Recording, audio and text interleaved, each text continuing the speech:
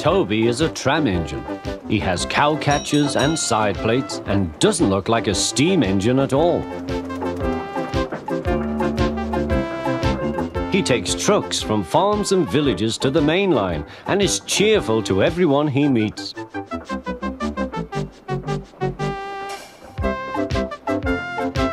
He has a coach called Henrietta, who has seen better days. It's not fair at all, she grumbles, remembering that she used to be full and 9 trucks would rattle behind her.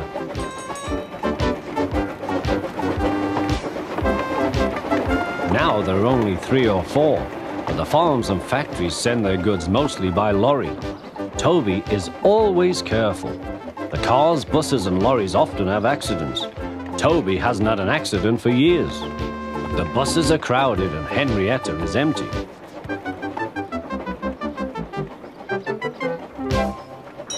A lady and a stout gentleman stood on Toby's platform. He was, of course, the fat controller, but Toby didn't know this yet. "Come on, grandfather," cried the children. "Do look at this engine." "That's a tram engine, Stephen," said the fat controller. "Is it electric?" asked Bridget. "Whoosh!" hissed Toby. "Shh, shh," said her brother. "You've offended him." "But trams are electric, aren't they?" "They are mostly, but this is a steam tram." "May we go in it, grandfather? Please?" "Stop," said the fat controller to the guard. They all scrambled into Henrietta. "Hip, hip, hooray!" chanted Henrietta. But Toby did not sing. "Electric indeed! Electric indeed!" he snorted. He was very hurt. "What is your name?" asked the fat controller. "Toby, sir." "Thank you, Toby, for a very nice ride." "Thank you, sir," said Toby. He felt better now. This gentleman, he thought, is a gentleman who knows how to speak to engines. The children came every day for a fortnight. Sometimes they rode with the guard, sometimes in empty trucks. On the last day of all, the driver invited them into his cab. All were sorry when they had to go away. And the fat controller and his family thanked everyone.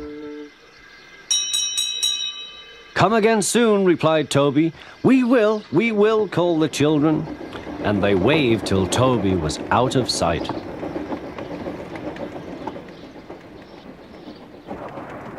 The months passed. Toby had few trucks and fewer passengers. "Our last day, Toby," said his driver one morning. "The manager says we must close tomorrow." That day, everyone wanted the chance of a last ride. The passengers joked and sang, but Toby and his driver wished they wouldn't.